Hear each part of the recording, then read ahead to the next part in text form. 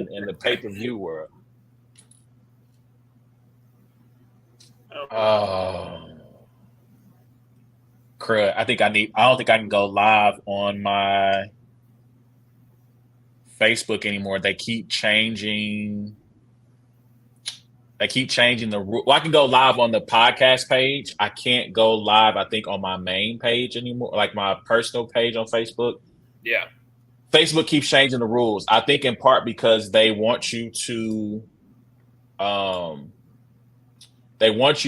live from using their platform, not third-party platforms. Right. They're making it like I had a note that says like you got to have like so many followers, so many hours of something, and da da da da, and without it, like you can't go live. Today's the 10th? Today's the 11th. It went into effect yesterday. Oh, okay. Yeah, so they changed the rules, so it makes it a little harder. Like I said, if you're using kind of like these third-party apps to go live, they make it a little bit harder for you to do so via those platforms. So I'm gonna have to figure out how to get that set up. I feel like I don't know. Well, I guess my personal page is a professional page, so I have some people who follow me, but not a ton. So anyway, enough of that shop talk, boring shop talk. All right, good morning, good afternoon, good evening, no matter where you may find yourself as you listen to this and you're tuned into the only sports podcast with brains and bars and crispy webcams. It's a black and white thing featuring A1 and A.Ward. I'm one half of the dynamic duo. A1, please remember you can check out every episode of It's a Black and White Thing by going to the podcast app of your choice. Wherever you find the good podcast, give us 5 stars, leave a review, share the broadcast. Even if it's a negative review, please leave a review. It's battle rap. We expect negativity. We are also live on YouTube. You can check us out there by searching for Brains and Bars. If I didn't tell you on the podcast, you can search for Brains and Bars, or It's a Black and White Thing on the podcast side, YouTube side, Brains and Bars. Hit the notification bell, subscribe, share the broadcast, hit the like button, all that good stuff. Tell a friend it's those boys again. And as always, I'm joined by the homie A.Ward. What's going on with you, sir? Oh, not a whole lot, man. Not a whole lot. Just bought it's a hutch, I believe is what it's called, off of Facebook Marketplace. So maybe a tip for the future when you're looking for something on Facebook Marketplace.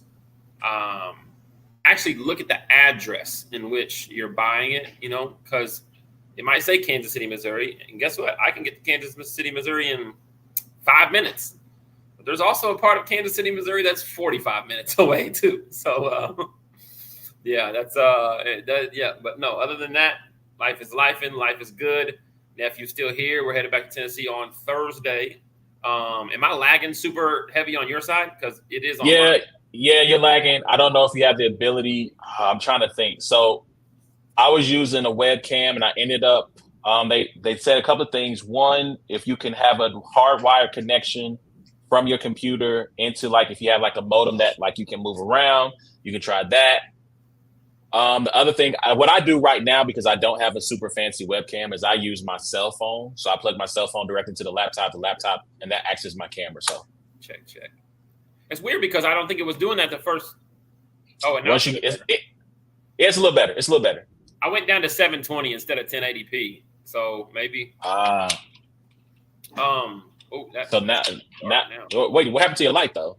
Yeah, I went full screen. I got you. Yeah, so that's a little bit better. There we go. That's actually. When we first started talking on here, it wasn't bad. So but yeah, so take Cadence back on Thursday. Battle this weekend in Greenville, Piedmont, South Carolina area. So are you driving to Tennessee or then to South Carolina? Yeah, it's only actually 2.5 hours from Knoxville. So this area in South Carolina is only about 2.5 hours. So. All right. Bose, right? Bose the Bambino. That's not who you're battling, but is that right? You're battling DG, but is this on? I know Bose has an event that he's throwing. Is that not the same card, different card? No, not the same card. Yeah. All right, cool. So shout out DG, a Crucible contestant who I believe actually might have made it. I don't think he was. I don't think they did the top 6 thing yet. Well, no, he did Ultimate Madness 4. So he lost to Kid Slade in the first round of Ultimate Madness 4, and then he did a one-off against Elijah Strait like that next week, when the losers kind of battle each other. So, yeah. That feels harsh to say, but I mean, I guess that is a factually correct statement. Yeah. And they both felt like they got rocked, so Elijah Strait battled next, I think, in the first round. And, Elijah Strait felt like he won, and I think DG felt like he beat Kid Slade as well, so. I think if I remember back from that particular round, I feel like those two were one of the some of the more competitive battles from that particular round. And I do feel like there were a couple of people who felt like they got robbed. That was the whole Nex is a plant thing, because I too felt like Nex lost that battle, and then he kept winning and winning and winning until he finally got to the finals against dang, this is so unfair to him, but he looks like real name Brandon, right? Real name Brandon. Yeah, sorry. Real name Brandon reminds me of Gorilla Black, who reminds some people of Biggie. That's neither here nor there.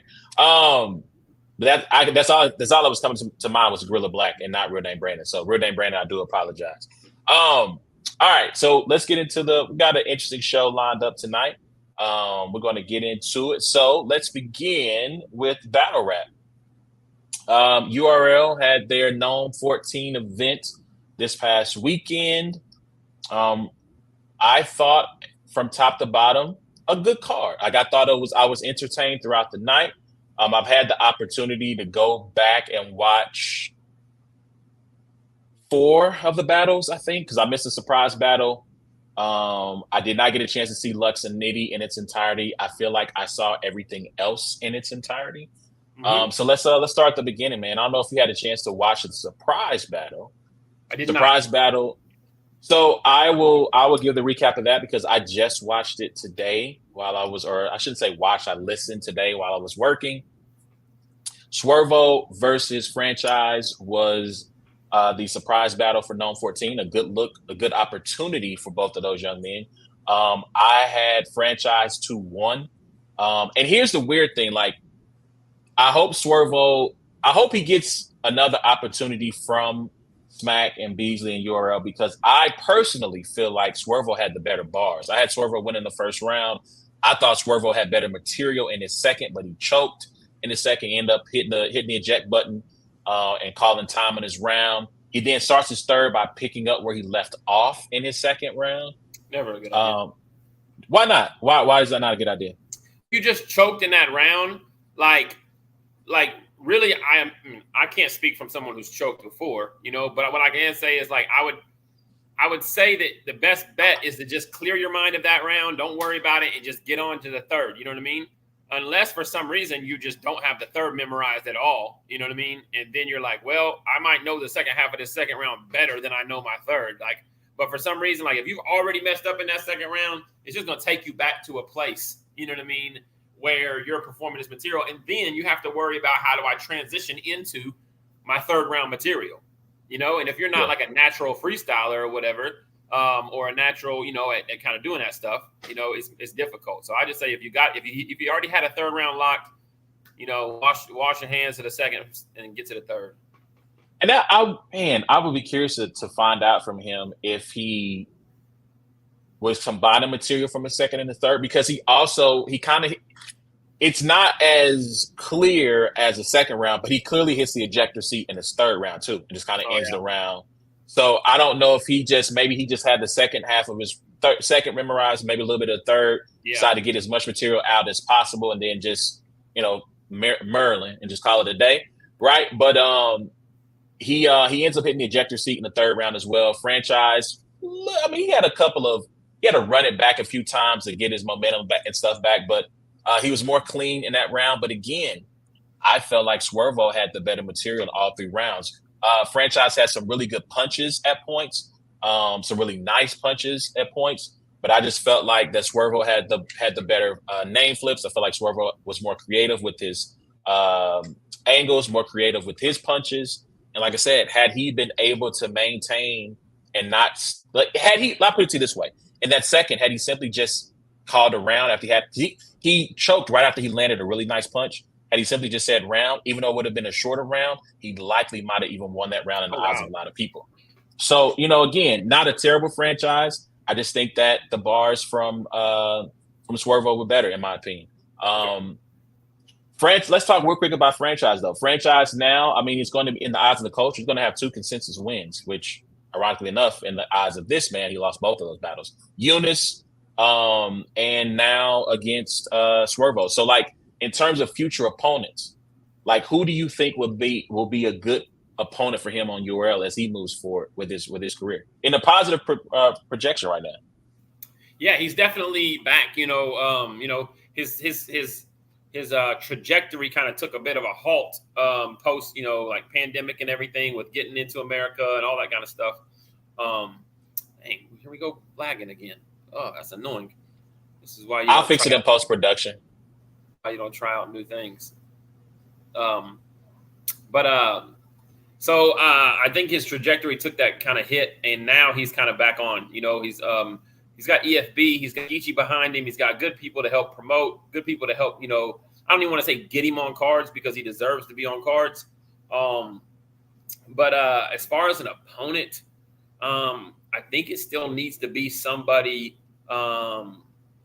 Because he's battled, the Shugs, and he's battled the Arsenals, and he's battled, the Sagas, and he's battled just about every tier, So I think it just needs to be somebody that people want to see battle right now. So somebody that's kind of on the same trajectory as him on the URL side. And maybe that looks like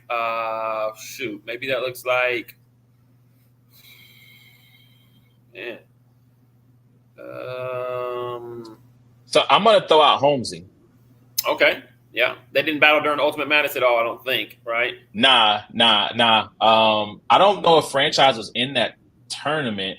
Or if he was, he lost in the first round because Saga, right? Again, Saga, right. That's when Saga has the Toronto impression. Yeah, I like that matchup. I like the matchup of Holmesy a lot. I was gonna say Kid Slade. I don't know if they battled before, but that might be I like that. A nice battle. And then also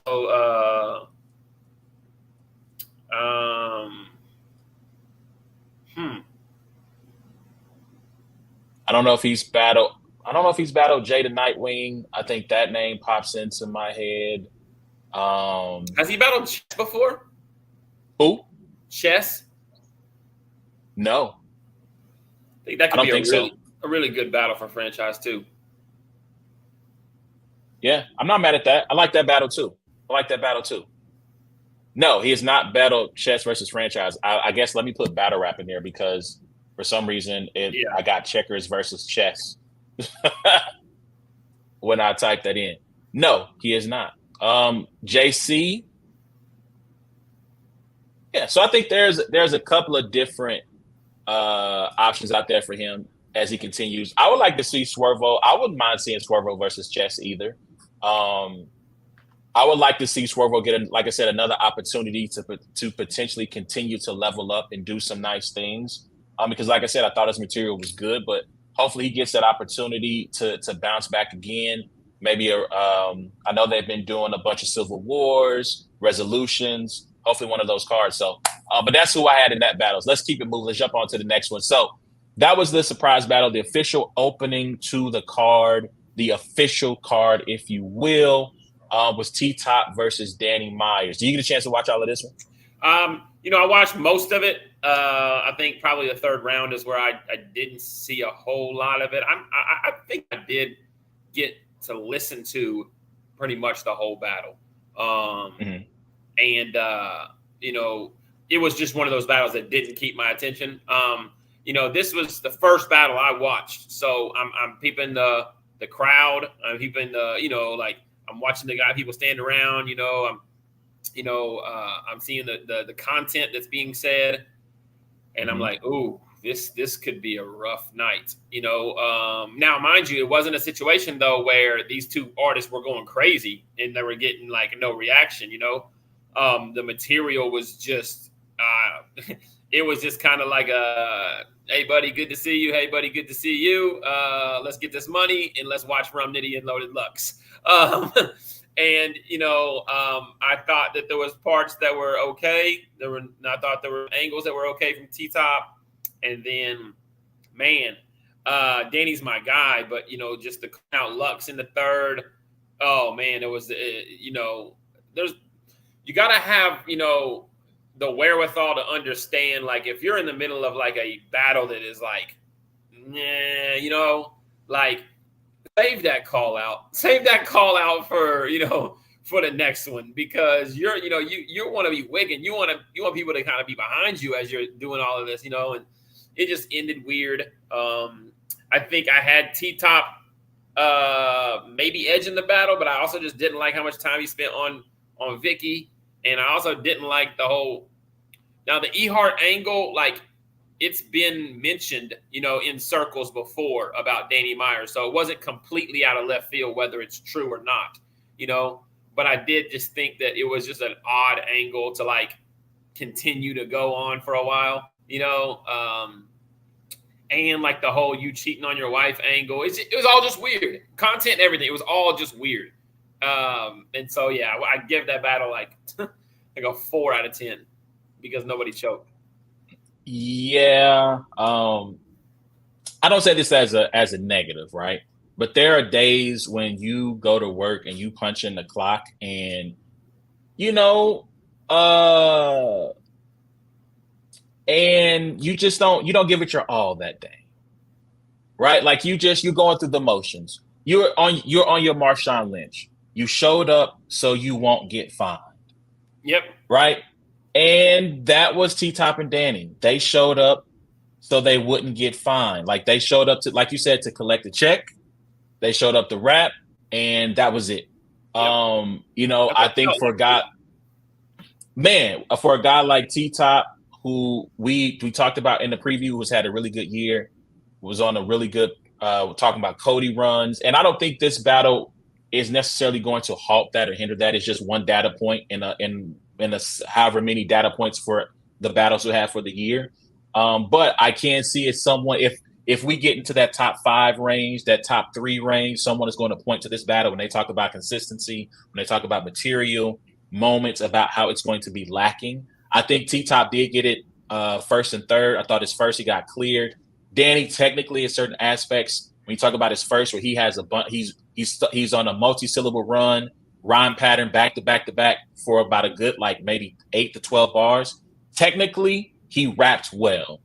Content-wise, it was lacking. And to call out Lux and to have that call out be as long as it was, right? Like, if you're going to do it, it better be some bombs. Like, it's got to be some, okay, we potentially want to see that, especially when the man that you're calling out is on the card. And we'll get to his performance later, but it's got to be some heat rock, and it wasn't that. So shout out to Mama Ward in the building. She said, I just tuned in. I heard the venue had a church meeting near, and the crowd was limited at first. Yes, the crowd did get larger as the night went on, even though there was limited tickets. And there was a church service next door. Apparently, Ward tried to sabotage the event, and so he paid somebody's church to have church around the same time as theirs and be super loud. Nope, Baptist. I need the Pentecostals. I don't need any. I need the Pentecostals to be next door. So I only rent it out to the Pentecostals. I need 5 praise breaks. I need.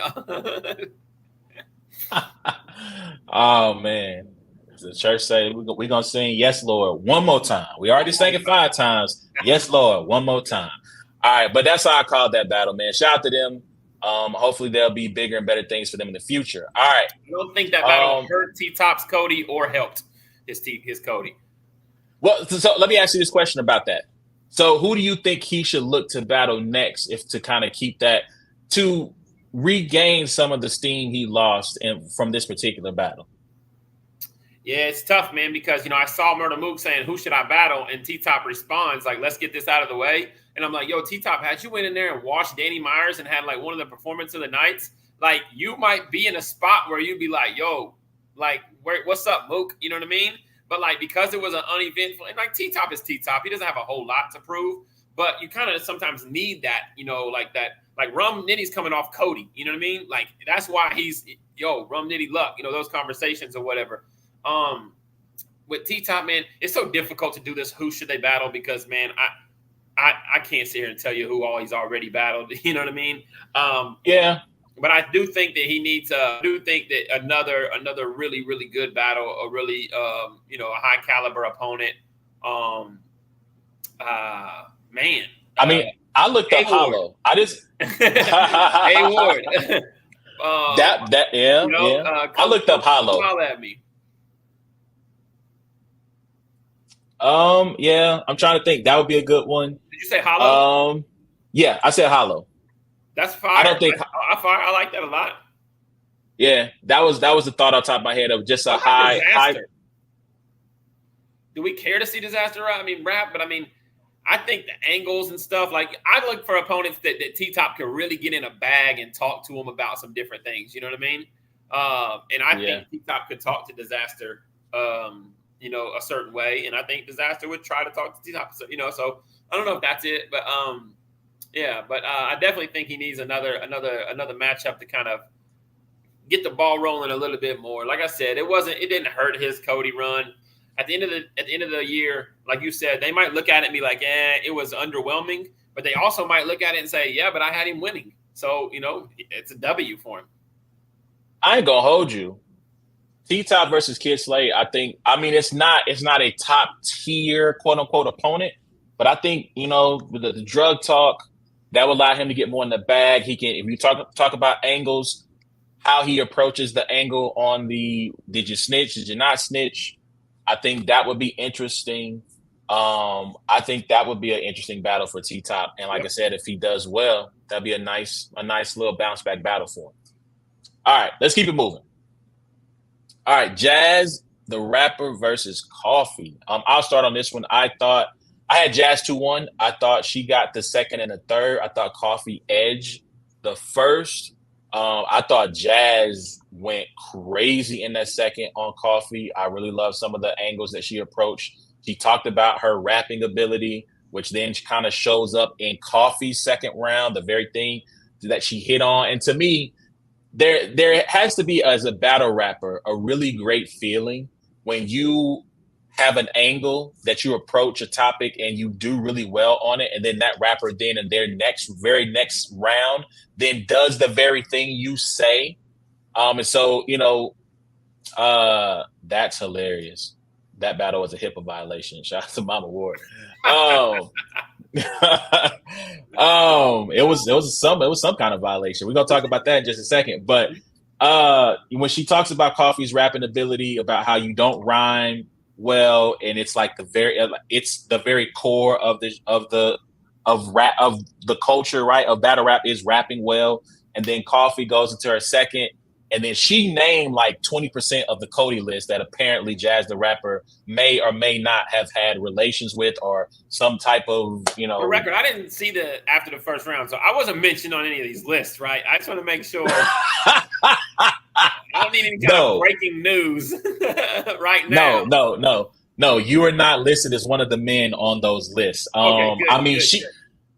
Coffee ran through a lot. From top tiers to low tier. Like, she had her being with at least 12 to 13 guys. And like this whole little. To not be on the list or bad now. I'm joking. Mama, I'm sorry. But yeah, like she runs through like 12, 13, maybe even 50, as many as 15 names of people that Jazz potentially had been more than just friendly with. And she goes, what rhymes with J-A-Z? And then she goes, HIV. And I go, oh my God.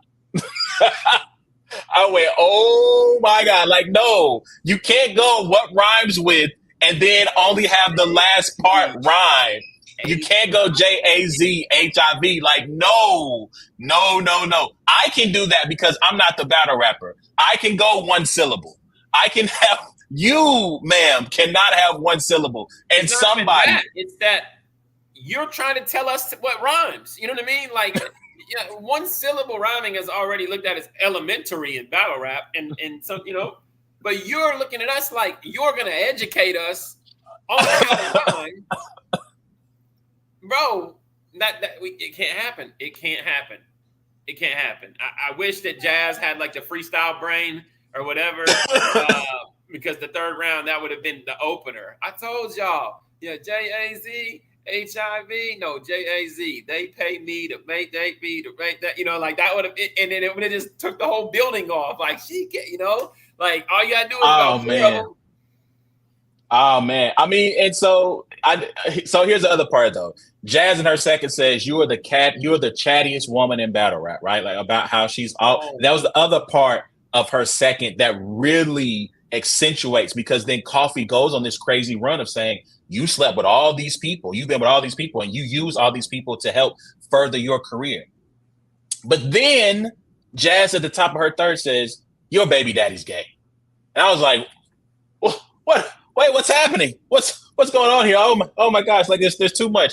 There's tea everywhere. Tea all over the venue.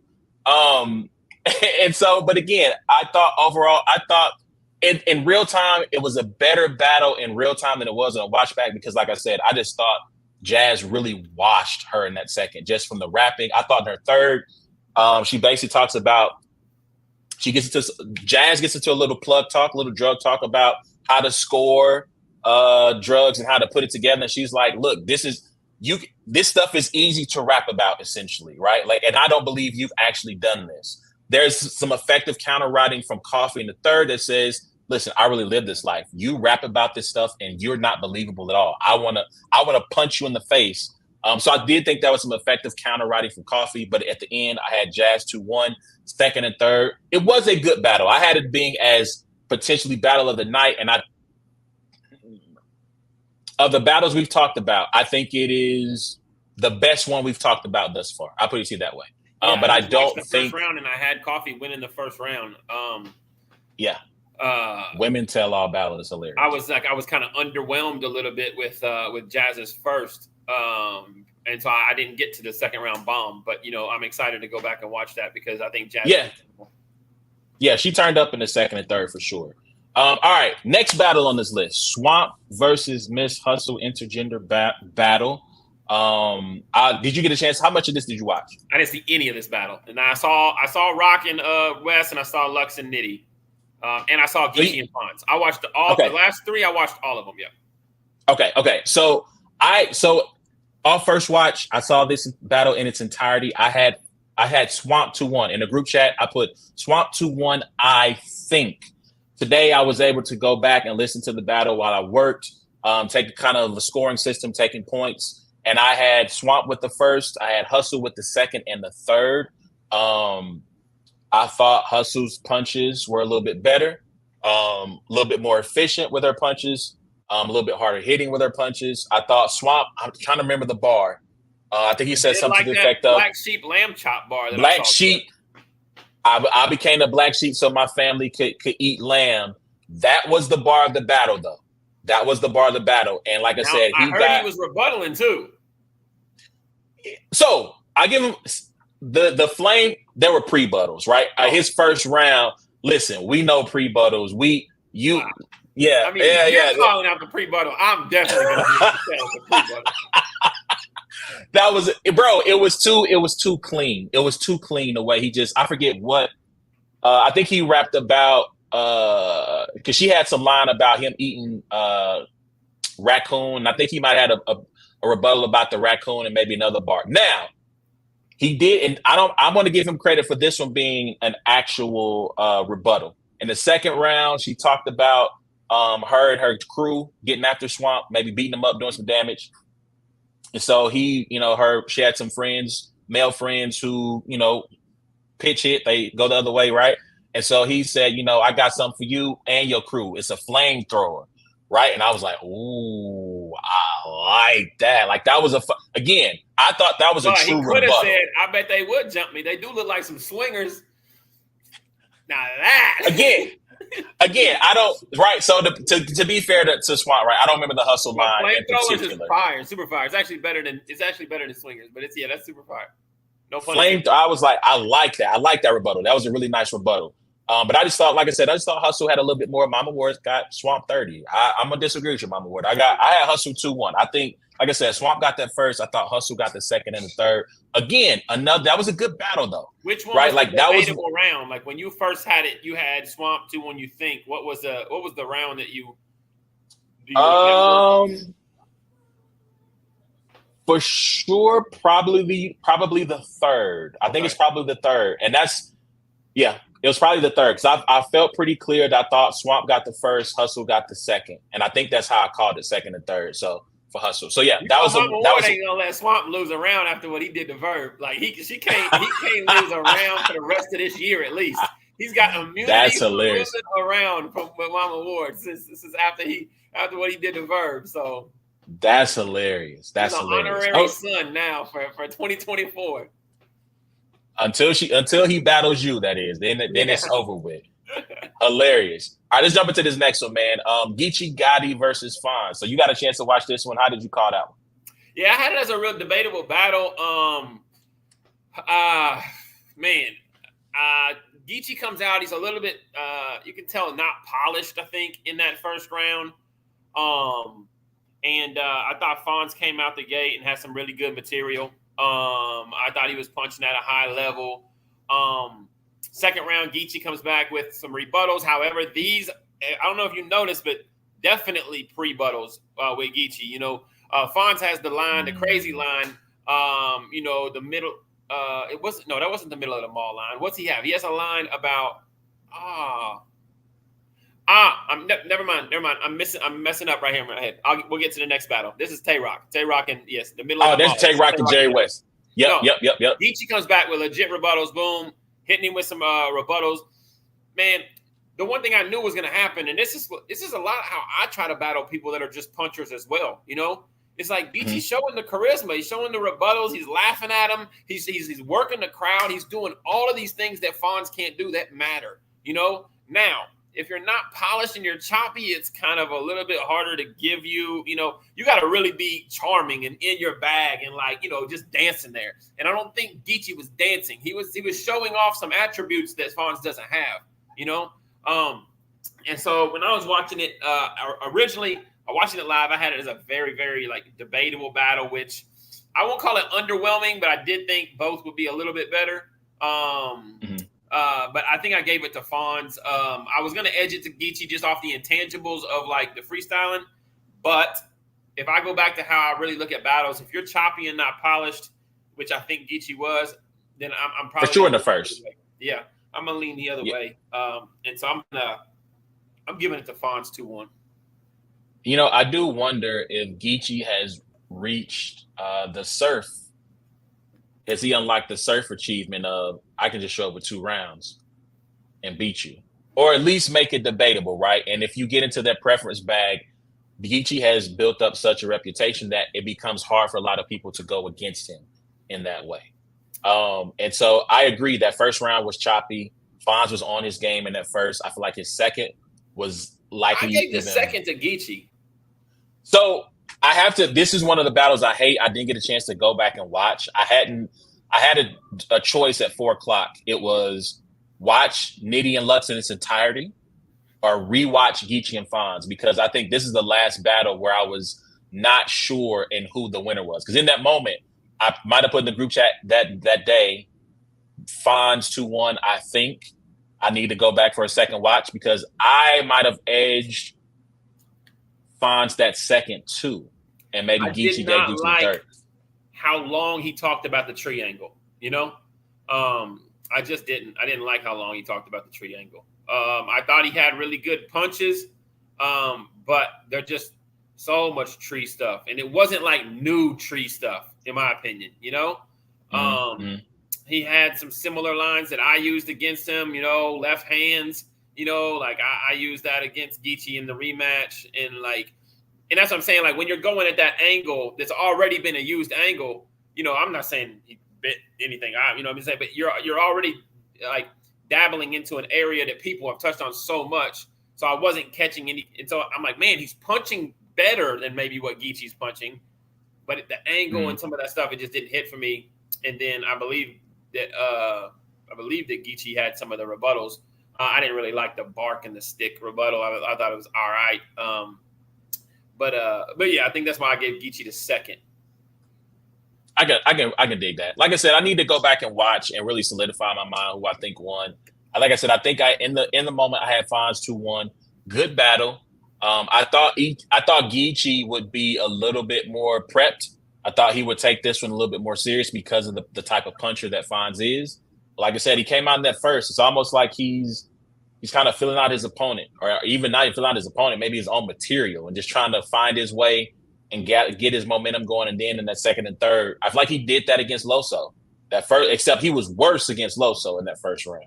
That first round, he was just, I mean, he was whoa. The example I would give was like Tyson Fury when Usyk caught him with a crazy punch. Yeah. And he's just kind of like stumbling around the ring. That was Geechee against Loso to me in that first round. But yeah, I got Fonz 2-1. Sometimes Geechee's underestimates his op is a comment from A.Ward. I don't know if he underestimated Fonz. I just think Geechee knows his standing in the culture. He knows he can get away with this. He knows he doesn't need 3 rounds, right? If this was Loaded Lux, he's coming locked and loaded for all 3, pardon the pun. If this is Rum Nitty, if it's B-Dot, if it's certain guys, he's coming locked and loaded with all. Yeah, and I think that's why it's somewhat, and I've been guilty of this before. It's like you get an underwhelming Geechee, or you get a not so sharp Geechee. I need to go away from this battle like Fonz put his foot in his butt. You know, like he literally Fonz spoke. You know, got him up out of here. You know what I mean? Because Fonz is the one with everything to prove. He's on Nome and he's battling Geechee Gotti. You know, and however. I mean, sometimes you can go into battles that are just like, you know, I mean, I was battling Clips on Chrome 23, and I felt really good about my material, but maybe I didn't go for the juggler. You know what I mean? I had battled him once before, so it was kind of tough a little bit with a rematch style. But, you know, like it's not easy to always tap into like understanding the mission in that situation. But like that's why when I'm looking at it, Geechee's angling him about like, how he's not a draw, you know what I mean? Like he's just not, you know, he's not. And I'm just like going away from this. I'm like, is Fonz a draw? Like, you know, is Fonz top tier? Is he a draw? And that's a whole different topic or whatever. But some of that stuff kind of hits like when I'm watching Fonz kind of play a little bit down to his competition. Yeah. Okay. So a couple of opponents, so we can jump into this next battle. This is actually going to be a launching point to get into this next battle for Fonz down the line. I don't think he's battled Chess yet. Like that needs to happen at some point. And I guess John as well. So that's probably locked in already. So that's probably going to happen at some point. I was thinking Twerk. I think the time is coming for that. Yeah, I don't think Twerk will battle Fonz before he battles Av. I think there's too much anticipation for the Twerk Av battle. So I think that like battling Fonz, unfortunately, Fonz is kind of always going to be connected a little bit to Av, but stylistically and different things like that. And so, yeah. And this next opponent is as a launching point to this next battle, Jerry West. Yes. I think is a battle I'll be interested in seeing. And speaking of Jerry West next battle took on Tay-Rock. How'd you call that one? Very similar to the Fonz Geechee battle, if I'm keeping it a buck. A situation where Tay-Rock came in there, had a really good round, had 2 okay rounds. Jerry West comes out cooking in the first. I'm like, oh, it's about to get dark. You know what I mean? And then just takes his foot off the gas, in my opinion, and like coast through the rest of the battle. To the point to where I almost might have Tay-Rock winning the battle. And I don't know. Like my favorite material from the battle comes from Jerry West, but it comes from the first round. It comes from the first 8 to 12 bars. Like the intro to the battle had me like, oh, he sits like he's not active like that, you know. So I'm like, he's clipped up. They've been pushing this battle back. Man, I just don't feel like he took full advantage of like, you know, when we sit back and talk, we're gonna talk about Lux and Nitty, right? Like, if that battle was even good to great, that's going to be the talk of battle rap, right? But not a lot of people stepped up to be like, yo, did you see that performance? Like, that's that performance on the Lux and Nitty card, you know? I don't like to, like, go back to myself, but I remember, like, Easy and Hitman, right? Like, that was going to be talked about. Easy and Hitman, crazy. But do you remember people saying, yo, did you see what Ward did up there? He took the opportunity on this big card, you know, to make sure he was remembered. Like, I didn't feel like Jerry West or Fonz did that, you know, in a way on the card. So I think I need to go back and watch it, but I think live I might have had Tay-Rock edging that battle, second and third, but I had Jerry West clear, and then Tay-Rock, him and Geechee, bro, like they're both in a mode where this is what I said about Tay-Rock. Tay-Rock right now for 2024 has the Mario star infinitely, right? The star power, right? The only way he's gonna die is if he jumps in a hole and does it himself, right? Like if he's rapping 3 rounds, he can say, how dare he get in between like an ice cream sandwich. He can say, don't compare me to this acorn. I'm not a pine cone. He can give Jerry West 5 rings. He can do whatever he wants as long as he gets through his rounds. It's going to be a debatable battle at worst. The times that you are going to see that he does not succeed is if he chokes, or if he gets to the point to where it, like he has a round that is just like him jumping into a hole and dying that way. Because right now he's got the star power. I mean, he's always got the star power, but this is not with this Cody run and his resume. Long as he gets through those 3 rounds, he had a really, really good second round. The sound effect thing didn't work too heavy in the. I don't know if for you. The smell with the Rock is cooking. Smell with the Rock is cooking. As a listener on pay-per-view, I thought it was fans yelling it. I didn't even know it was the Rock. I just thought somebody in the back was like finishing his lines for him. I couldn't tell that it was like a sound effect or whatever. But I did think that was a good idea to get to the sound effect before Jerry West does. That was good. So him putting that in his second round and not saving it to the third, that's smart. That's high IQ for battle rap. But yeah, I had Jerry West first clearly, and then second and third. I gave Tay-Rock the second, and then I think the third is probably what it comes down to. Yeah, I need to rewatch the entire battle again. The only round I'm solid on the first and second. The third is what I need to rewatch. I had Jerry West 2-1 off the first watch. I need to rewatch that third round to solidify my mind because I feel confident, like you said, easily gets the first easily goes to West. The second, Tay-Rock, who had a better prop. His prop bar is better than Jerry West's. I can't even tell you what Jerry West's prop was in his third. But can we the opener for Jerry West is such a dope opener and dope writing.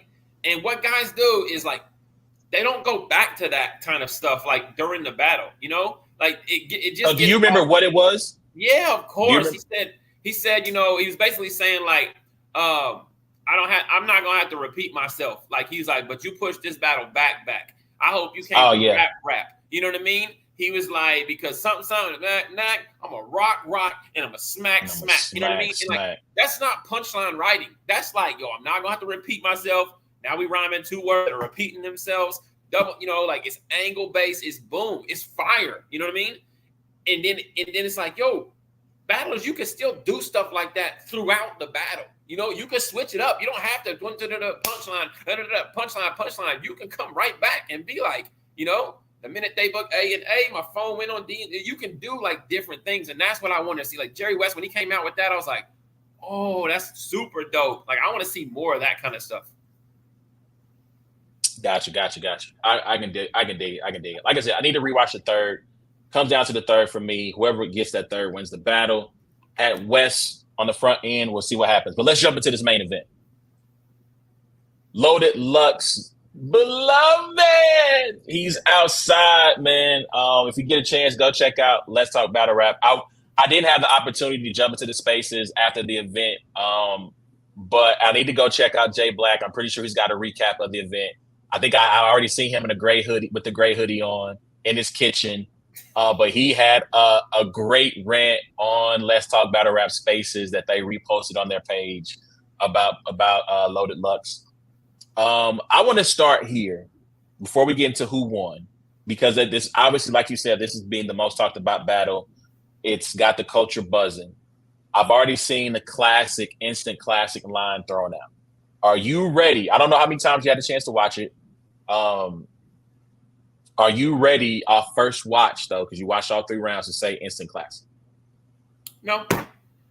I'm not ready to call it instant classic. What I will say is, like, it instantly was good enough to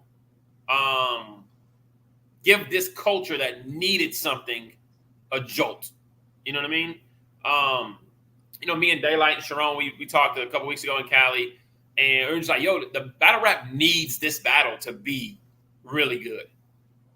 Like it really does.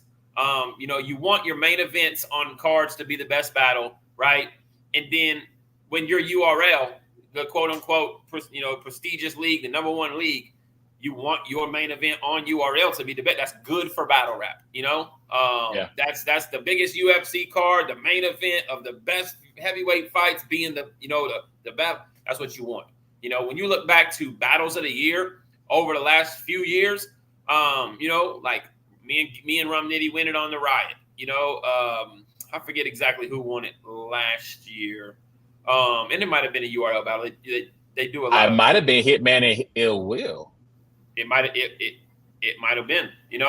I think it was Hitman and Ill Will. Yeah, and so for URL to just kind of have one of those now, instant classic. Loaded Lux's name is attached to it, and Loaded Lux did much better than he's done as of recent. So it's going to be high replay, high, I need to go back and watch again. I live tweeting first round and first 8 to 12 bars of the second round. I wasn't thoroughly impressed with Loaded Lux. And I know I've seen your comments about you going back and saying you liked his first round like the best out of all three. But as I'm watching it as a consumer, I'm like, it's kind of boring me a little bit, and I like the lyricism and the layers and stuff. But I was like, Nitty comes out, Nitty's cooking, going crazy. I'm being nitpicky about a battle that literally just pushed the culture forward and is a generational great battle, And then when you got to the third round, I was a little bit going back to the counter writing thing. I think it was Lux's third, probably his third, or his second, either one. Where he says the line, he said, "You up here flipping all these names, but you couldn't flip any money. Flip money, right?" That's in the second. That's Lux's second. Yeah, that bar alone, if I say it, you know what I mean. It's but that bar alone is not necessarily a crazy bar. But then Nitty starts calling him Pop Lux in the third, which is yes, something he used to go by.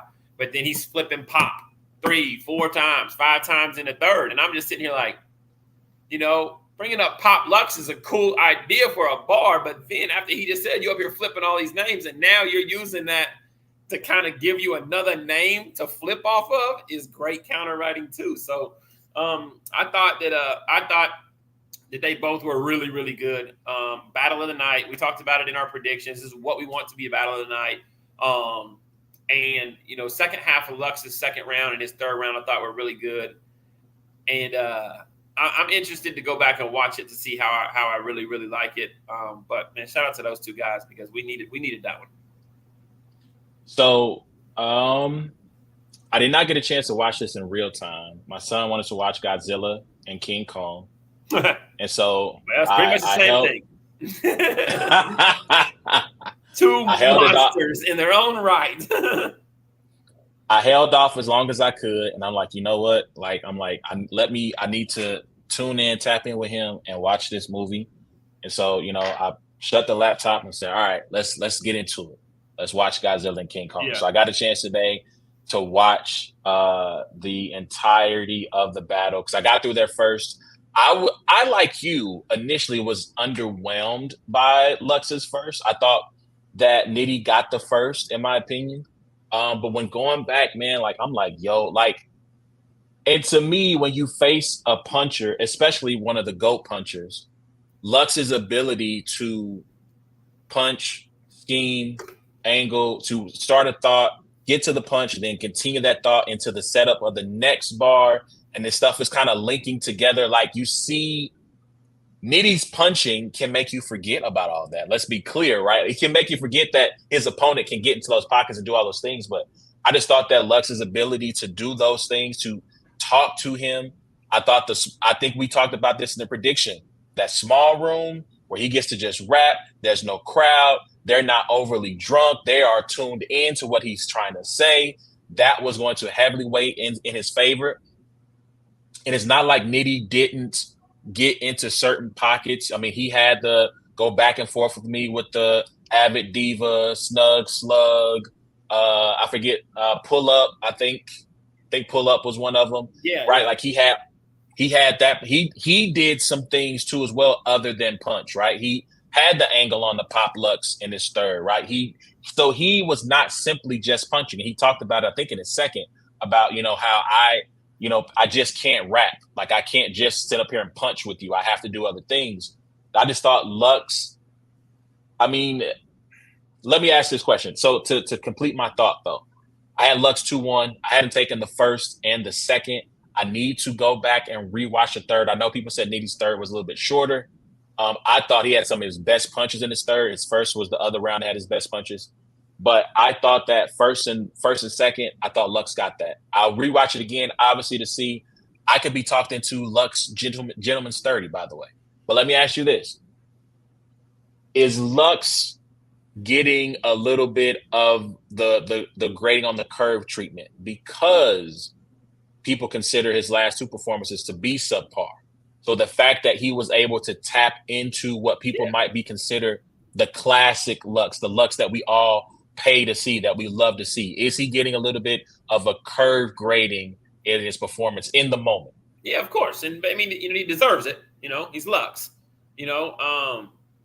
But yeah, like I just said, I mean, there's lines that Lux said, that anybody else says it's filler, like it just is, and what's crazy is you notice like his first round, he's Lux, you know what I mean? And people are kind of warming up a little bit to him because they haven't heard, there comes a point in time in his second round where he says, they say the alien wants to up it. Well, let's get abducted, right? And because it was digestible in the way he said it, and it was kind of in just a battle rap, like whatever, like the crowd hit it, right? Whoa, they kind of stop him or whatever, right? Like I said, anybody else says that line, oh, you an alien, you up it, well, let's get abducted. Like that's a cool line or whatever.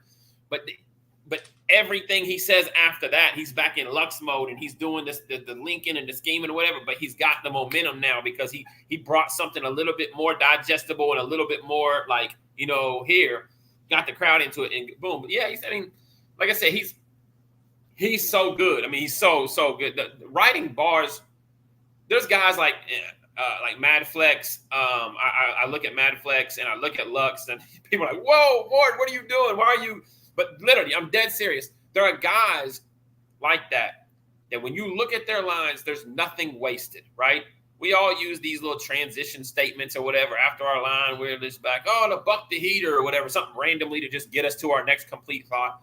But there are very few guys that write like Lux or like, I've seen Mad Flex doing some other guys or whatever where, man, it's just so fluid. It's beautiful to listen to and watch, And those are some of the big differences when you're watching, like Lux and Nitty, because Nitty's punching and he's got to get to the. But yeah, I do think that we, and that's why I kind of was underwhelmed with the first round. But he got back into that Lux bag. The symbols and the all of that kind of stuff was just super amazing. The idea of scheming is played off because most people are just scheming for the scheme. You know what I mean? Like he's talking to that man. You know what I mean? He's in that bag, and he's just saying, Android, this invitation, the revelation, like he's just saying these words or whatever. They're hitting, and they gotta, they're just, you're just kind of like hanging on to each word. Like he was in that bag in the end of that second and that third. Yeah, man. Yeah, like that whole when he was the drum, you not crashing, the cymbals. I mean, and everybody went crazy off the basin, but they don't realize he's like, you just a stepper. Like, you just a stepper is like really, not really. Yeah, he wanted to come to a full, and like people are going crazy off the basin part, but it's the stepper part that brings it full circle, and it's just like, yeah. The whole, you can have everybody. You can get Geechee, JC, Chat GPT. Like, I mean, it's man. So let me ask this: do you the performers that you did get the chance to see all 3 rounds? He was the best one that night. Yes, him and Nitty. Like, I think that if you're looking at like performance of the night, it's Rum Nitty and Loaded Lux, like 1A and 1B, regardless of who you have winning the battle. Okay. Okay. Yeah. So there have been lots of MCs that have called Lux out over the past, say, 2 to 3 years. We got B Dot, we got Daylight, we got Chilla, we got Danny, JC, DNA. Of all of those guys, who's the one where you say, okay, we're going to set that battle up?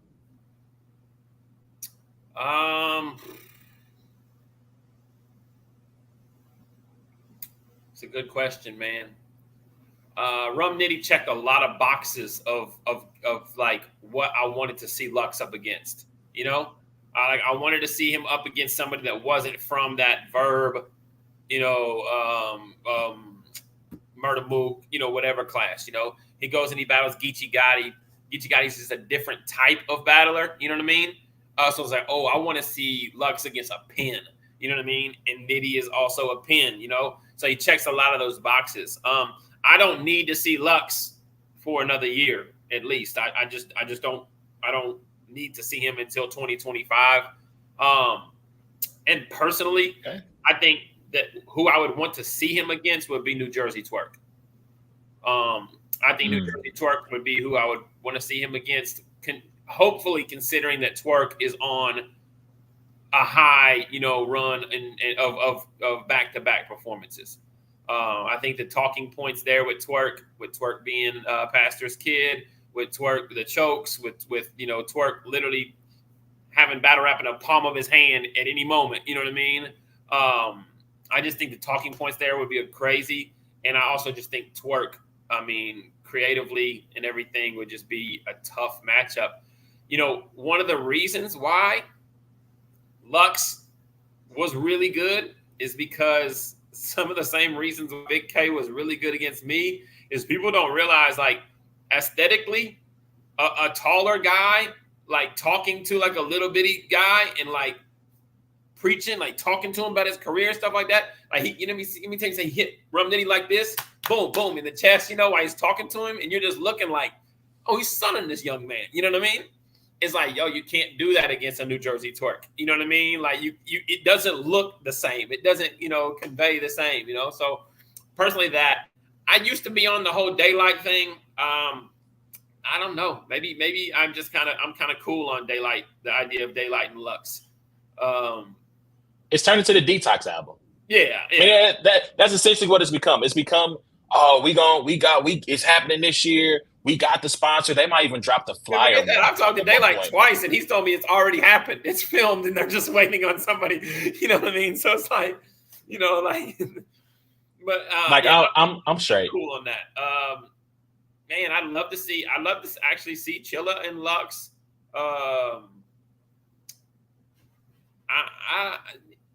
Listen, anytime Lux comes out, I don't want him to get into the method of battling every, you know, 7-8 months, and I don't think he ever will. But I could do for 2 Lux battles a year. Maybe he doesn't need to be outside 3-4 times, twice a year. I'm here for it. But yeah. I'm a Lux fan though. I don't feel like Lux has ever disappointed me. I know the culture has been on some, he was underwhelming. I have had critiques about his material, and sometimes he, like, the rewind is more defined. Sometimes, like, and I feel like he did it in this battle though. It wasn't, yes, there are some things where, on second and third and fourth, fifth watch, you're going to go, oh, I didn't catch that time. But there was some direct, like I said, like, I hate the maternity bar. So I don't want to reference that one. I thought that was really reachy. That's very whiskey business. He said something like, I've been outside since you was, yeah, and it's still maternity. That was terrible. But the chat GPT, like you said, you're not really a stepper. In his first round, he talks about the barcode. He's like, you know, well, you got the barcode. Like, I feel like there are times where in this battle where he was very direct, and it wasn't I need to figure out what he's saying. I need to tap into some higher plane of consciousness. It was, I got it. And I got it right then and there. And so I feel like he was really good. And like I said, if he stepped out one more time this year against the New Jersey Twerk, I wouldn't be mad about that.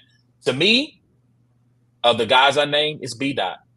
You give me a B Dot return. I don't think B Dot's ever coming back to battle rap. I'm sure he probably would for Loaded Lux, but, like, yeah, I mean, I would definitely love to Yeah, see that. in a perfect world, right? In a Yeah. perfect world, we get beat out to step outside, and he comes back in his return in a similar setting as the one that we got this past Saturday. Not a big crowd, not a big stage. Oh, That's an that would even better be. talking point. Like I talked about some angles and stuff for twerk, but yes, the B dot battle is the conversation. Oh my gosh, that would be that's the one over the Yep. daylight one. That's the one. Yep. All right, man. Y'all let us know what y'all think. We've been talking about this for almost an hour. Nome 14. Who y'all got winning battle of the night? I don't think anybody got 30'd, potential 30, maybe some gentlemen's 30s out there, but overall a good event. So I'm gonna skip the WNBA talk because, well, do I want to skip it? We can touch on it I'll for 5 save it. minutes. All right, so a couple of things. First off, the Las Vegas Aces, they are 5-4 right now. Right now, they've lost 3 of their last 4. They lost to the Dream, they lost to the Sparks, and to the Seattle Storm. Right tonight, they have a pretty, I want to say big game, but it is a pretty big game against the Minnesota Lynx. They beat the Lynx earlier this year, 80-66. They are having some injuries. Chelsea Gray's out. Jackie Young was ill. I think she should be back in the lineup tonight. But do you think currently they're 6th in the WNBA standings? Is this something that is just like a little bit of a lull for the 2-time champs? Or is this the makings of something bigger as they try to three-peat? Man, I'm about to show my rookie knowledge level. How many games are in the WNBA season? I think it's around 40. Hold on, let me double check for you. And for those who may be new to this, their playoff structure is different, right? They have an Eastern and Western Conference, but they do not seed according to conference. They play 36 games, 18 home, 18 road. So we're 9 games in, so we're at 20% of the season. 25% of the season. Yep, quarter point. Yeah. 5-4. Yeah. Obviously something's going on there, and this is a WNBA's a season where I think you got to have it, you have to have it figured out pretty quickly. Or how many teams go to the playoffs? 8. So 8. Top 8 in record all make the playoffs. I'll say this. I think that it's something to monitor, right? If they lose to the Lynx tonight, the game starts at 9:00 Central Time. If they lose that game, they go to 500. I think it officially becomes a concern because, like you said, the season, it's not an NBA season. It's only 36 games. They're compressing a lot of these games to get them in before the Olympics start. So they get through the majority of the season before the Olympics start. Then they go to Paris, or select women go to Paris, play. Then they come back. The trade deadline is right after the return from the Olympics. And then it's a sprint to the playoffs. And so right now they're in 6th place, right? They got New York, Seattle ahead of them, the Dream, who they lost to in front of them, Minnesota, Connecticut. I don't know if I said Connecticut, right? Those are the 5 teams ahead of them. I will say the one thing that could work into their favor, I looked this up, the Seattle Storm have not beaten. The Aces are the only above 500 team they've beaten.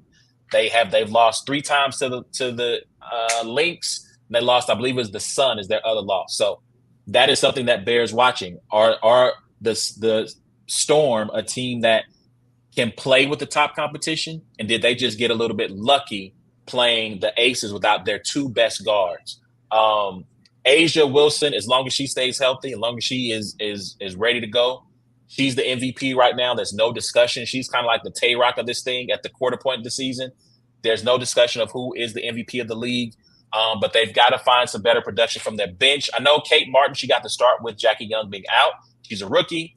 Hopefully she can be brought along to speed while they wait on Chelsea Gray to come back. And hopefully when Chelsea Gray finally does return, she's able to round into shape fairly quickly, especially with how compacted this schedule is, because it's going to get hectic down the stretch for them. Yeah, and I do think though that the Aces are a team that it's like if they get into the playoffs, everybody's going to be worried about the Aces. You know what I mean? So they just need to finish. They just need to make sure they make the playoffs. Get healthy and make sure that they make the playoffs. But I will say, I've watched the Liberty, I've watched the Sun, and I've watched even Seattle at times this year. And man, there's some good teams out there. The Liberty are nice.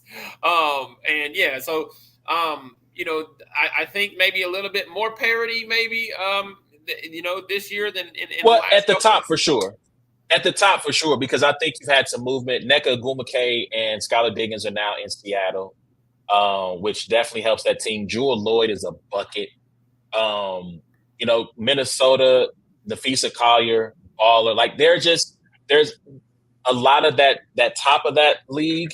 I don't know if the Aces want to be in a number 6 position. Yeah. You have to play Minnesota, and it's best 2 out of 3. So you're not even getting a 3 out of 5, right? So losing game 1 in the best 2 out of 3, now you got to beat them twice. Your back's truly against the wall. So, I mean, they definitely need to get healthy. Hope that the players that they have now can remain healthy, because being in a 6 seed, I would take them against the Dream. I would take them against Seattle in a best 2 out of 3. But once you get to Minnesota, Connecticut, New York, I would hate for your defending champ, 2-time defending champion, to have to go into their place. Well, I'm assuming you get the first game at home as the lower seed, and then you have to go to their place for the final 2. Yeah. That's what I assume how that would work. I don't remember watching how that first early round started, but yeah, I wouldn't have to try to beat one of those teams 2 out of 3 times at the top, because it's just going to be a dogfight if you got to deal with it. So hopefully they can fix their issues. Last thing, and we can move on. So this weekend, it was announced Olympic rosters. This became a huge story over the weekend, and I'll explain a little bit more about my thoughts on that. Caitlin Clark is not going to the Olympics, and this turned into a whole storm of. I didn't think it was possible to try to how we could get her into the headlines when she really wasn't playing that weekend, but we did. So, was it a bad decision by Team USA to leave Caitlin Clark off the Olympic team in your estimation? Let me ask you this before I do that. Yeah. Have they been consistent in years past of picking the 12 best players? Is that how they normally pick their squads? You know what I mean? Yes. I had asked you in the group chat. I don't think you responded to it. I don't know if you saw it, but I said, hey, the year Christian Laettner was on the Dream Team, was he one of those best players? So he was one of the best players, but I think that situation was a little bit different for this reason. Imagine that he was one of the 12 best players in the NBA coming out of college. Well, he was. So here was the thing, right? That was a different situation. One, I think a lot of people wanted Shaq. I think a lot of people thought Shaq was the best college player, even though Laettner was coming off a championship. He might have been player of the year in '92. I don't remember off the top of my head. But coming off a championship, he was the most accomplished basketball player. I don't think he was the best basketball player in '92. I do think it was Shaq. However, that was a joint venture between the NBA and I don't know if there was even a USA Basketball at that point. I feel like USA Basketball doesn't get created until after they finish 6th at the Olympics. Or no, after they not 6th, they finished 6th at the World Championship. After they finish 3rd, they get the bronze in 2004. I think that is when they create kind of the USA Basketball, and they start not just picking 12 guys and bringing them together. Because before, that was the process. It was, here are 12 guys. We're going to have like a little training camp right before the Olympics start, and then we go. Now there are multiple training camps. There's multiple camps where they bring in a pool of players, right? And then they start to whittle them down. So that's number one. I think it's a different situation. To answer your question about have they always picked the 12 best women? Yes. There have only been 3 women fresh out of college who have ever made the roster. Breanna Stewart, Diana Taurasi, and who's the third one? I had her name in my head and it just went away. Breanna Stewart, Diana Taurasi, Candace Parker. Those are the only 3 who've ever come fresh out of college. And part of that was because these women also, they participated in the camps leading up to the Olympics, right? Caitlin Clark, because she made deep runs into the Final Four, she was unable to compete in these camps. So she was not. I mean, she doesn't have the experience of playing with these women that they have developed, this chemistry that they have developed over time. So I don't think she's one of the 12 best in the world. Second question, in my opinion. Yes, if sir. she was averaging 22 a game right now and they had a winning record, is she on that team? No. She's not. You don't think so? You think no. You think that the greatest she's averaging college basketball player, like of this generation comes I do in, not. you think that because right now they have the ability to say, hey, she's not one of the 12 best players, because guess what? In her first 9, 10, whatever games they played, she's not shown to be one of the 12 best players, right? Like, there's a sample size, right? If she's leading the the team and playing at a level like that, you're going to see way more of people, But I do think that the reason people are saying this is because, one, there's been college basketball players in the past that have come right out of college and made the team, and guess what? She is widely considered to be one of, if not the, greatest college female basketball player of all time. Which, to me, she's not, but she's top 5. I would put her at top 5 easily, And two, I think people kind of looked at, like I said, the Christian Laettner thing on the men's side, and they're just like, why not? But if the consistency of pass is like, hey, there's actually been years in the WNBA where Candace Parker came and she was immediately the best player in the WNBA. You know what I mean? Or Breonna Stewart popped up, or Maya Moore popped up, or Diana Taurasi popped up, and because there weren't that many great women basketball players, they were immediately that. Now that the league has come very, very far, like there's a lot. There's a couple girls on each team that are really, really good. And, so it's understanding. I'm cool with her being left off because I don't believe she's one of the 12 best players right now. I just think it's the consistency thing. People are just kind of like looking at it like, I don't understand why. Well, again, only 3 women have made it straight from college. And we're talking probably, when you talk about top 5 greatest ever, we just named probably 3 of the 5 greatest ever. Candace Parker, Breonna Stewart, Diana Taurasi. Number 2, Arike Ongabowale, second in the league in scoring, not on the team. Yeah. So if Chelsea Gray can't go, I personally would say let it bring Arike on, because she's got a heater. Not to say that Caitlin wouldn't, but she's also, I think Rebecca Lobo, I saw her interview and she mentioned this. She goes, Caitlin Clark is struggling with the physicality of the WNBA. What do you think is going to happen when she goes to the Olympics? And listen, you think them WNBA whistles are tough? Them FIBA whistles, we make that joke about Cotton all the time and how he refereed and how he refused to call fouls. Turn the sliders up. Turn the sliders up. So I would take Arike over Caitlin if Chelsea Gray can't play in the Olympics, me personally. Now, maybe they relent and they bring her on at that point, but I don't think she's one of the 12 best. I don't think she's one of the top 15. Well, I think in her position, right, she's probably top 7. And if that, maybe I would say between 5 and 7, right? And that's just me guessing off the top of my head. But if, like I said, if Chelsea can't go, Arike should be the next name that comes up. Maybe they choose Caitlin at that point. But so last question, and we can move on this. Let me see. Does Team USA? Well, let me clean up a mistake I made too. Team USA has existed. The operation of Team USA has existed since the 70s.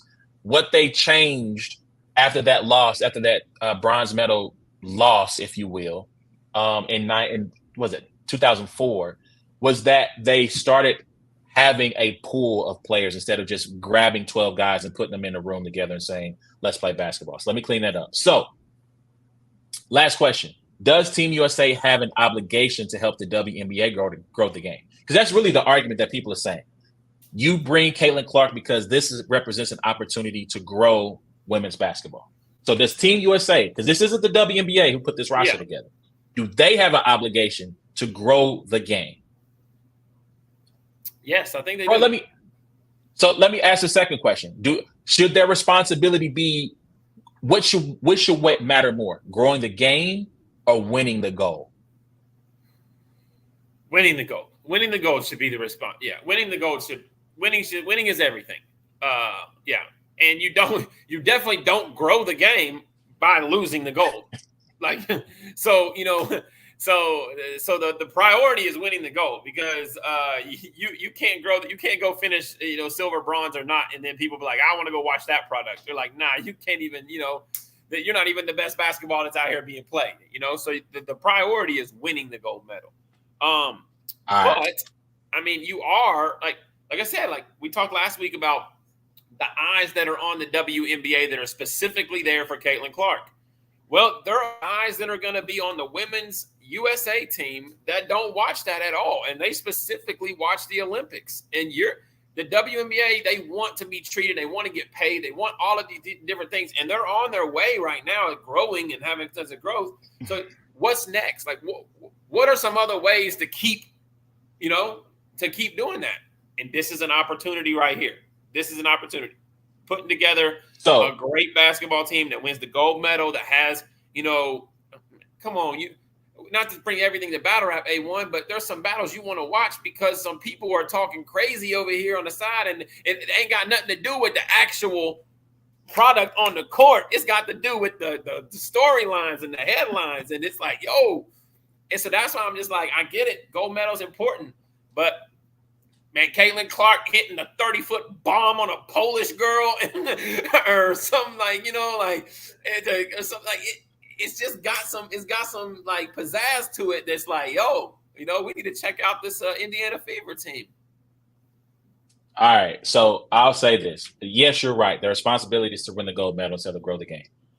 You made a great point last week where you said a lot of the people who are showing up now are there for one person. It's for Caitlin Clark.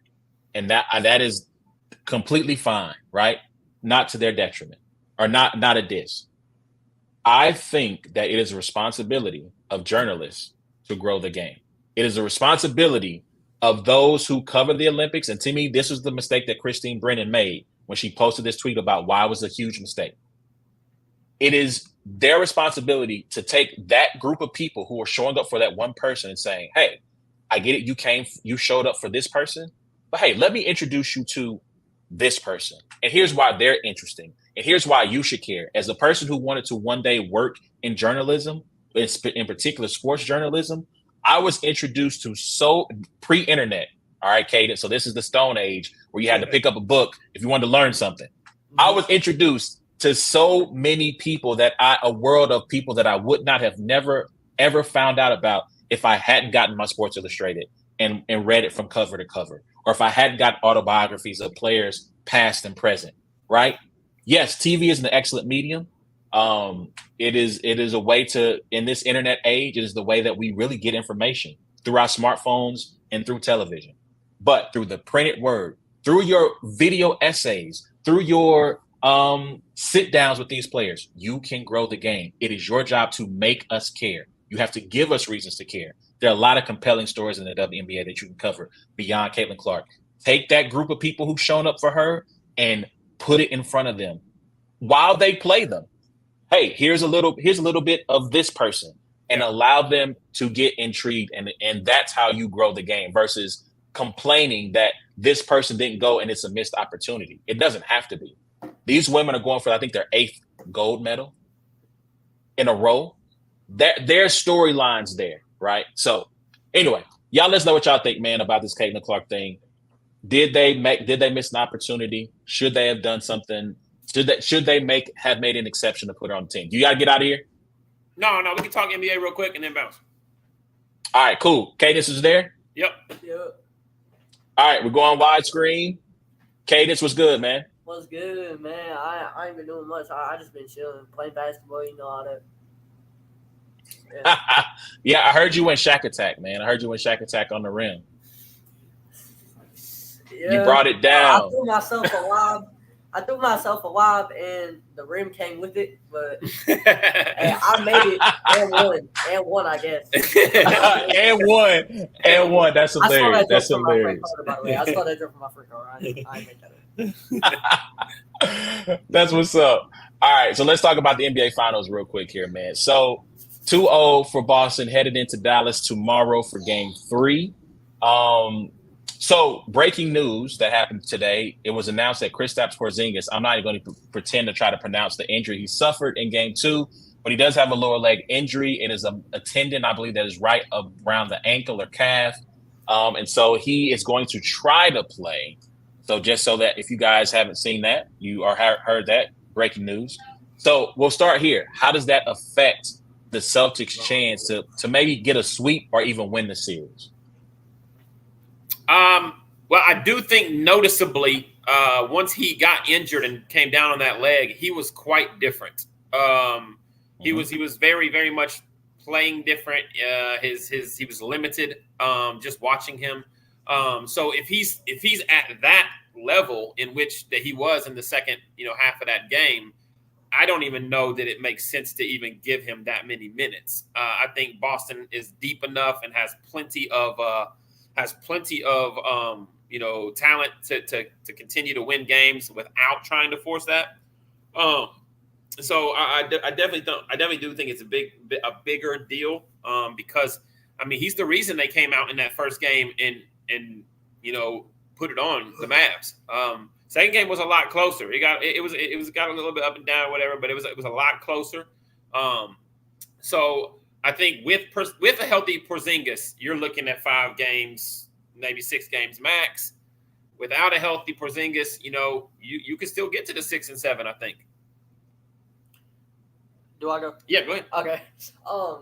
Yeah, no, I definitely agree. It's just that when Kristaps Porzingis is on the court, bro, he is active. He is constantly I really thought that Derek Lively and Daniel Gafford were just gonna back him down every play and just not big body him because they're shorter, but I'm saying strength wise, in the paint, just constantly doing that. But that's not what ended up happening, and that's fine. And it's just Kristaps Porzingis played just such a big part, and Jason Tatum didn't really perform how people kind of thought he was gonna perform. So I can't talk. I'm thinking you take Kristaps Porzingis out of the picture, it could go to 6 or 7 games for real.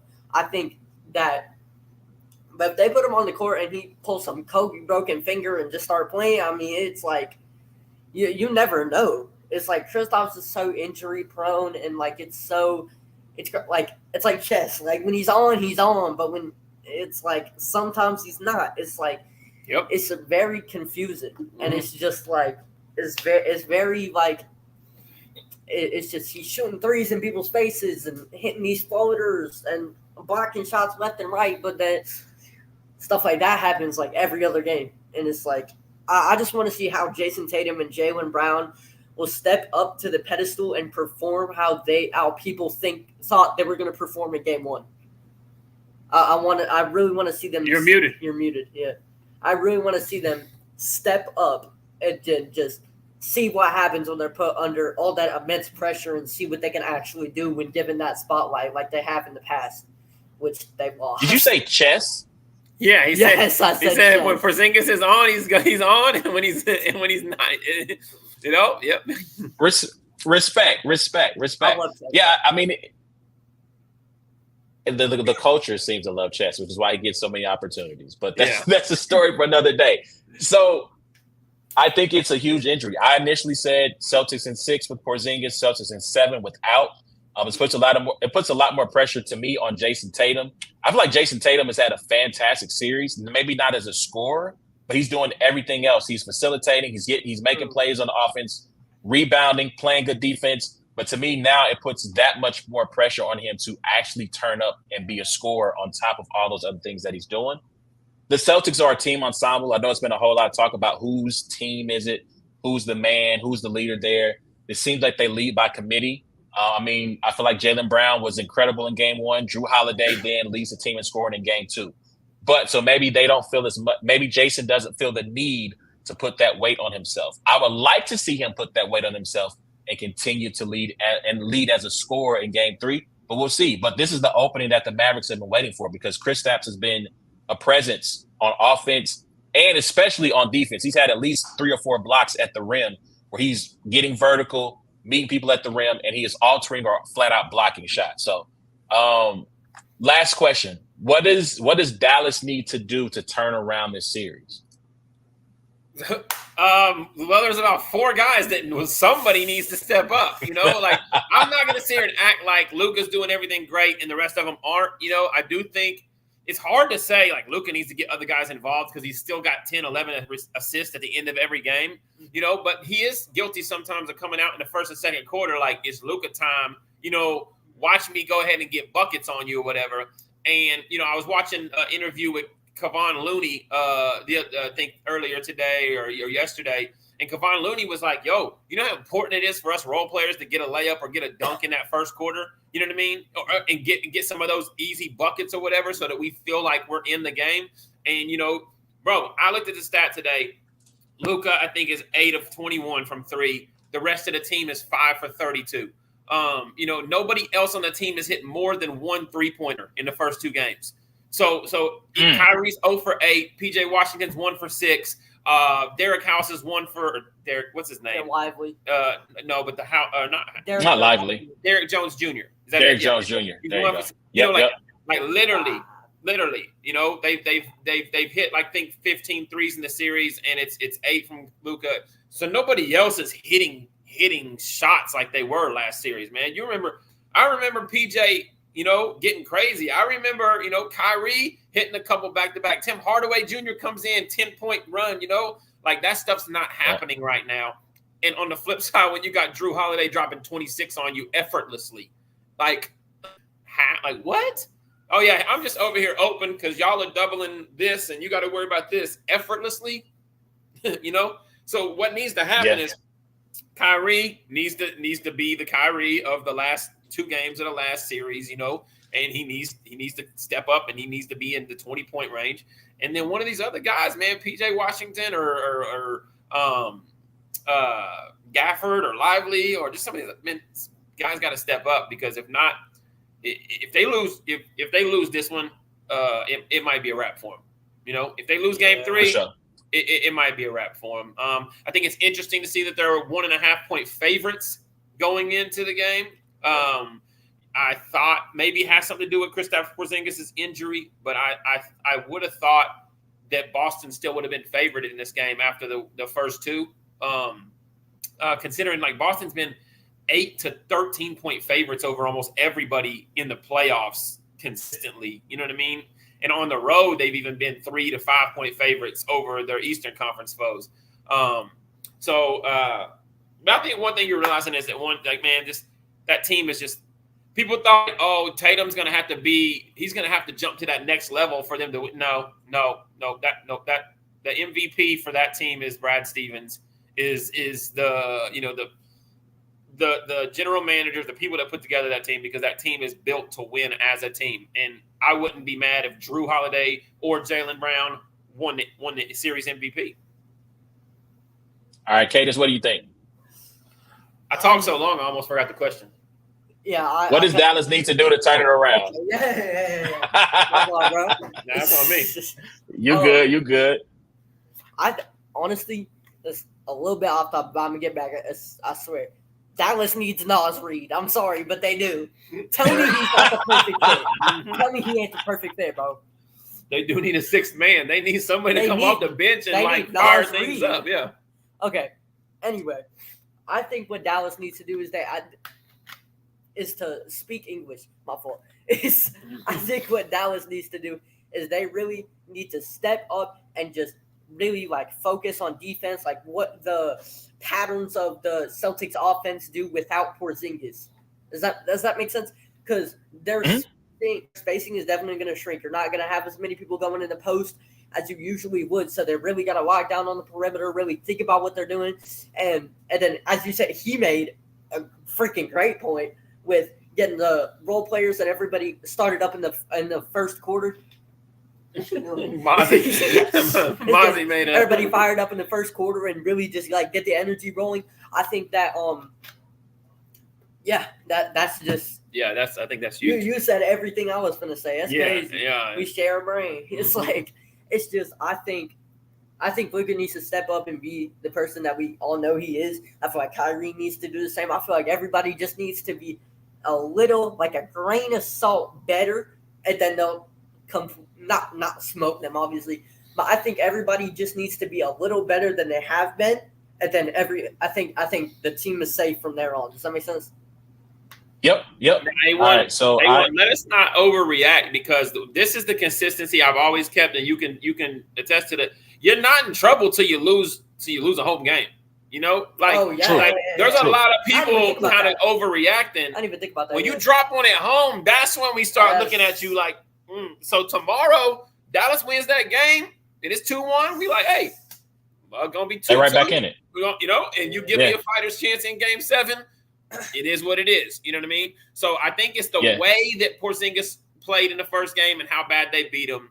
And then, like I said, like, bro, these guys have not stepped up and played well at all. The role players and even Kyrie, and you get one of those, 1.5 of those to step up, especially Game 2. There's a technically is a foul on Jaylen Brown. When PJ Washington is going for the I don't know. What did you just say on the screen? Hey, yo. I don't know. I can't. Man, you got to start vetting the comments better. Anyways. Just because I got this wrong. My bad, ladies and gentlemen. I was like, I couldn't really see it until I actually clicked on the screen. I was like, wait, is that what I... Never mind. My bad. But no, it's a 5-point game and PJ Washington gets pushed in the back when with Derek White, Jaylen Brown block or whatever. That's a foul. There's still time to go. So that's a closer game than what it turned out to be. So you get those guys to step up. I think Game 3 can definitely go in Mavericks' favor. But, man, and then one thing we ain't talked about is Jason Kidd. There's got to be some of those adjustments coaching-wise. There's got to be, I don't know what it is, a pep talk or what. He's a great coach, though. Yeah, it's got to be. So there are too many people named Derek. A lot of Derek's. Derek real White, quick. Derek House. Final comment as we go out the door. They got to get Dante Exum on the floor. Yeah, yes, bro. I knew you. That's what I'm saying. No, they actually. He did hit a 3-pointer in Game 2. He hit a 3. He hit a 3. So I know the script writers and Jason Kidd, all them been listening to this podcast, bro, because they don't listen. I don't need him to get freaking 15 minutes a game. I need him to just get some playing time to show himself that he can be Dante. He can be that first overall.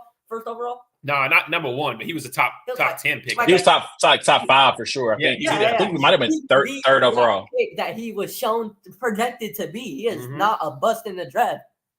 Sorry, I got excited about that. My fault, bro. That's a fact. That's why he brought it up. All right, so Game 3, who y'all got? We can close it out. It's like not. I think, you know what? Overtime, Dallas. Ooh. I'm saying overtime, Dallas. Okay. Overtime, Dallas by 3. I like 4. it. All right. It's like 3 or 4. I like it. I'm sticking with the Celtics, man. The way they've been playing, bro. The way they've been playing. I mean, it's gonna take Kyrie and Luka to both have 30. Oh yeah. For the Mavericks to win. Yeah, I think Kyrie's got to play better. Like you said, PJ Washington and Derek Jones Jr., they shot above their regular season averages from 3. They got to find that stroke at home. Role players normally play better at home anyway. Yes, and I think that's part of the reason why they are 1.5 favorites. Yeah. I'm going to go Dallas wins in Game 3 in regulation, no overtime. But I think they're going to win in Game 3. They're going to make it a series. I think it all depends on what's going on with Porzingis, man. I think, again, what he provides for them defensively in terms of rim protection, his ability to guard Luka and Kyrie when put on the island because of that length. He's a more fluid mover than Rudy is to be 7'2", 7'3". So we'll see. And we'll let Ghost of Garolitis get the final comment out of here. Watch Luka go off for 60 now. All right. So with Porzingis, it's like if he does manage to play and like be okay, at least okay, I think Celtics by 2 or 3. But if he's not there, I think overtime Dallas by 3 or 4. I just had to add that in. Okay. It's completely possible. You could just be like, you know what, I'm gonna just play this and play decently. And that's really all he needs to do. Just be a presence on the court, and you can switch sides completely. Mm-hmm. Absolutely. So that's our time, man. Let us know what y'all think. Who y'all got? Dallas Game 3, Boston in Game 3. What does this Porzingis injury mean for the Celtics title hopes? Hit us up at Brains and Bars, Facebook, Instagram, Twitter, TikTok.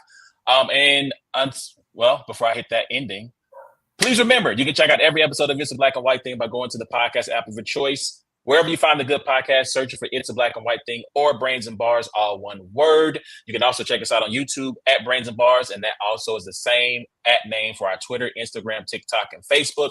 And until next time, it's been a black and white thing, man. We holla at y'all. We'll see y'all next week. Hey, Ward, don't hang up just yet. I got one thing I gotta let you see. Good night, everybody. How does this affect LeBron's